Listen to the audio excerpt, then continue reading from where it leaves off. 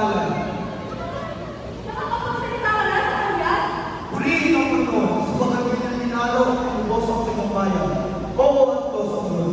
Tatawagin ng trumpeta ng taas-taasan. Ang maghahanda ng daan ng Panginoon upang ipakilala ang kaligtasan sa kanyang bayan sa pagkapatawad sa kanilang mga kasalanan.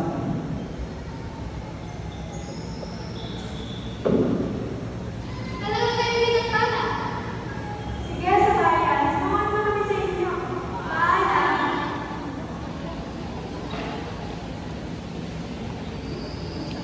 Uulanan kami, Elizabeth. Mag-iingat ka. Meron din ikaw, Maria. Meron din Jose. Nang mga araw na iyon ay pinag-utos na kailangan ng padala ang buong sambayanan. Mula Bethlehem ay umahon si Jose upang magpadala kasama ang kanya na pagkasunduan ng maging asawa na si Maria, nakabuatan na ng kanyang mga anak.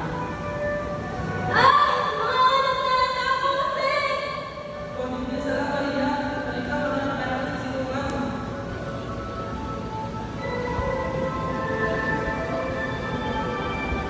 Tao po, tao po. Ano may maglilingkod namin para sa inyo? Mga anak na mga asawa, ibakatin sa iyo ang pwede namin sa silungan. Naku, pasensya na. Ngunit mo na napakasilig para sa inyo.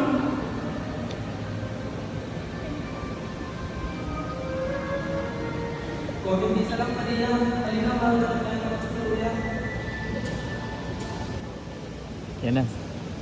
Ano may maglilingkod ko sa inyo? Mga anak na mga asawa, ibakatin sa iyo ang pwede namin matulungan. Pasensya na. Wala nang natitirang silig para sa inyo. Kawawa naman si Maria. Oh. Yan na, yan na. Tao po, tao po. Ang maglilingkod ko para sa inyo. Mga anak na mga asawa, ibakatin sa iyo ang pwede namin sa silungan. Pasensya na. Ngunit wala nang makaming silig para sa inyo.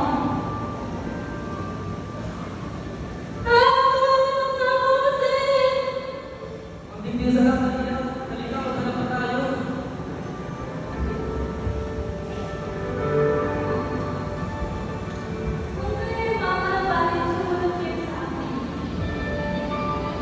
Ayun, naawa si ate.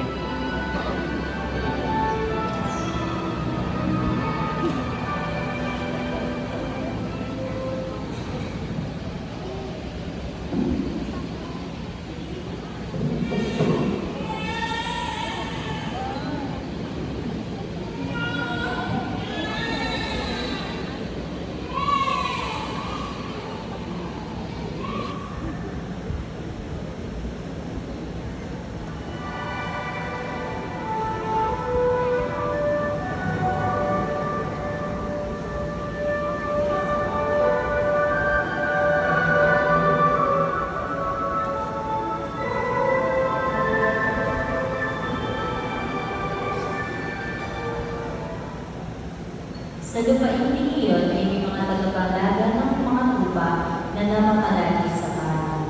Binabantayan nila sa gabi ang kanilang kawan. Narito tumayo sa gabi nila ang isang anghel ng Panginoon. Ang kaluwalhatian ng Panginoon ay naliwanag sa paligid nila at sila ay lubhang natakot.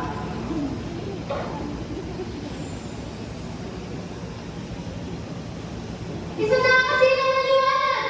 Huwag kayong matakot.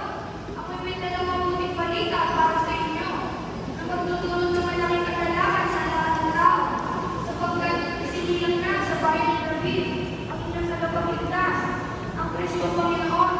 Siya'y nagbabalak ng lambing at nakaglas sa saksakan.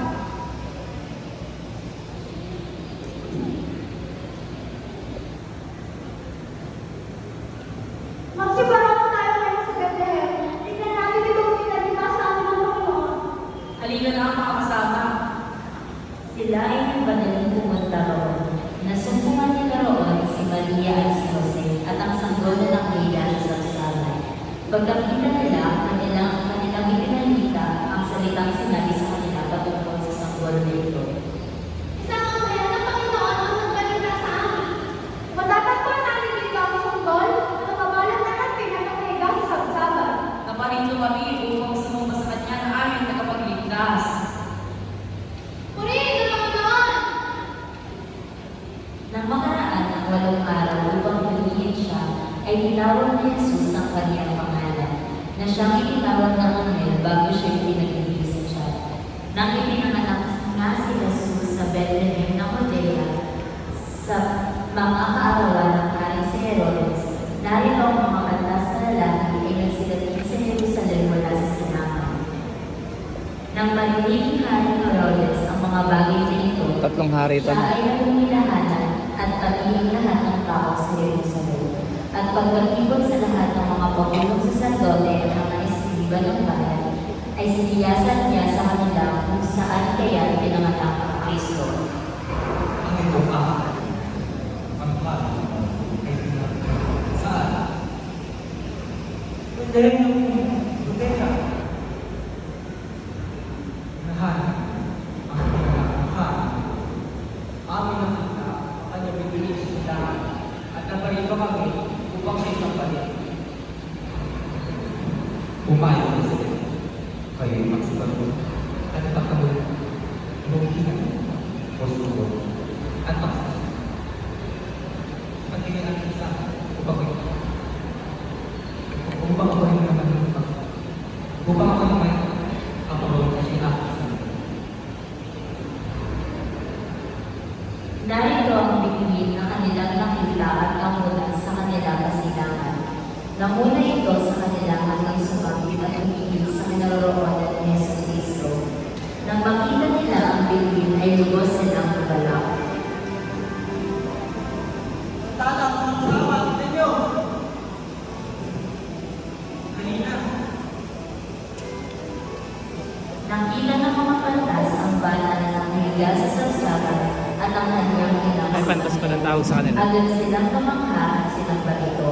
Binuksan nila ang kanilang mga kayamanan at nalindog ng kanilang mga kalooban. narito ang kanyang, ang ito, at ang hira. Pagkatapos ng nandog ng mga pantas ng kanilang mga alay, sa isang panaginip ay nagpakita ang anghel sa mga pantas na huwag na silang bumalik kay Herodes, kaya sila ay nagibanan ng daan pauwi sa kanilang mga lupain. At di na natapos ang kwento ng pagsilang ng ating tagapagligtas na si Jesus at ang paulang